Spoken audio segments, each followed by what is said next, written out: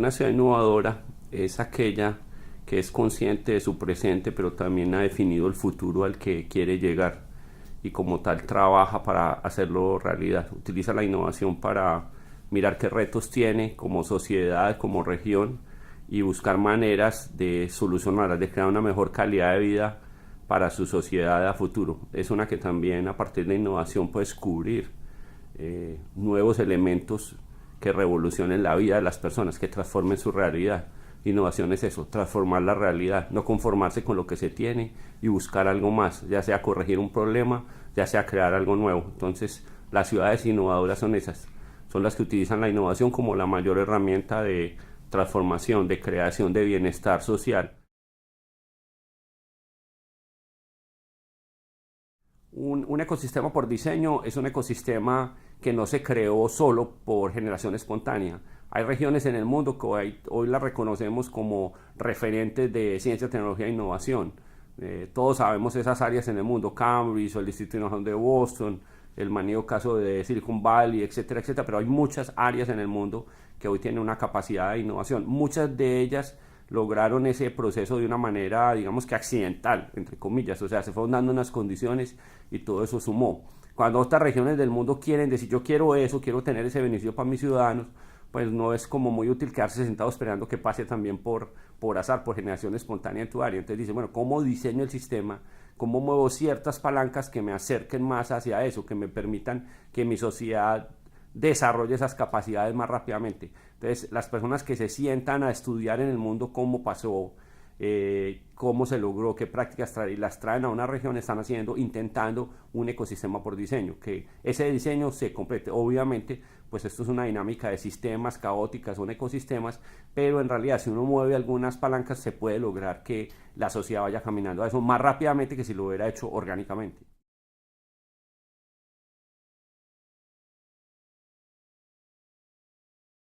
No hay una fórmula única para saber cuáles los componentes de un ecosistema por diseño.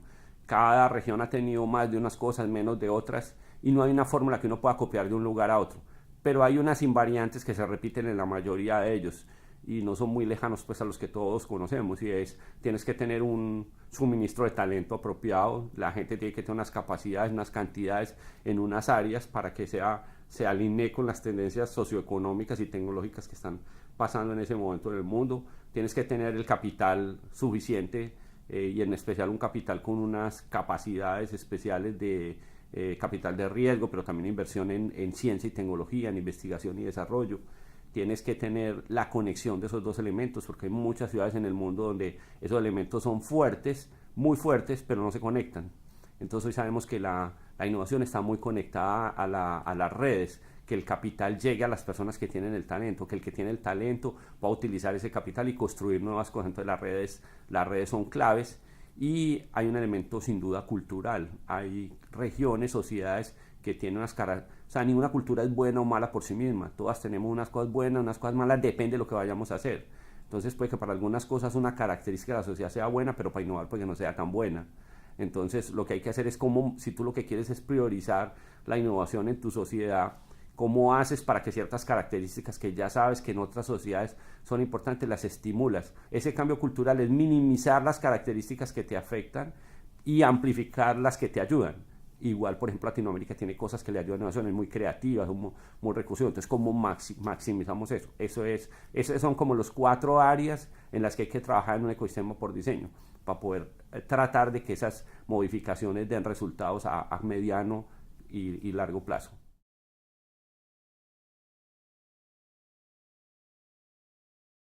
El ciudadano es clave en la innovación. Para nosotros es universidad, empresa, Estado y ciudadano.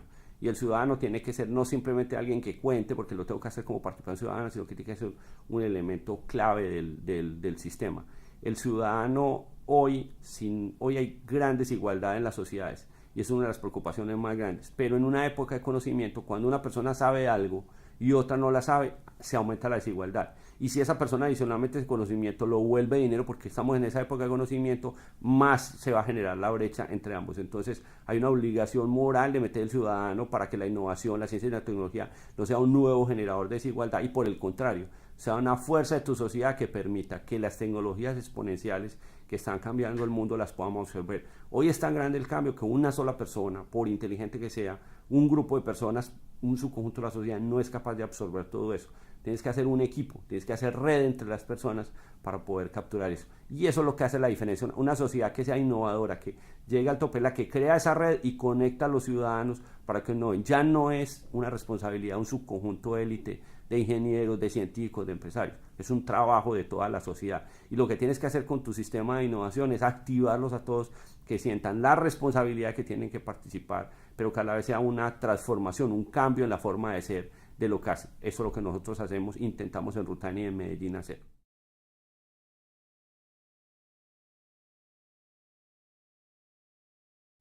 Un elemento clave de los sistemas de innovación de las ciudades es la red que ellos tienen interno. Y lo que hay que hacer es extenderla hasta cubrir todos los ciudadanos, la gran cantidad de ciudadanos de cada sociedad. Pero si tú te quedas ahí también vas a tener un límite, y es el límite que tiene de habitantes tu ciudad. Y obviamente hay ciudades con las que compites en el mundo que pueden tener 2, 3, 5 veces la cantidad de habitantes que tú tienes. Entonces si el tope lo da esa cantidad, tú dices, bueno, ¿cómo puedo superar esa incapacidad que yo tengo porque mi ciudad no es tan grande? Entonces dijimos, hombre, en realidad las ciudades se tienen que conectar. En vez de estar pensando solamente en competir, es cómo pueden colaborar por innovación, porque unas tienen unas cosas, son fuertes en unos temas, saben, y otras de otras cosas. Eso en el fondo es la base de la especialización inteligente en Europa. Cómo unas generan conocimiento y otras la absorben, y a la vez yo puedo estar generando conocimiento en unas cosas pero absorbiendo en otro que viene de otras ciudades.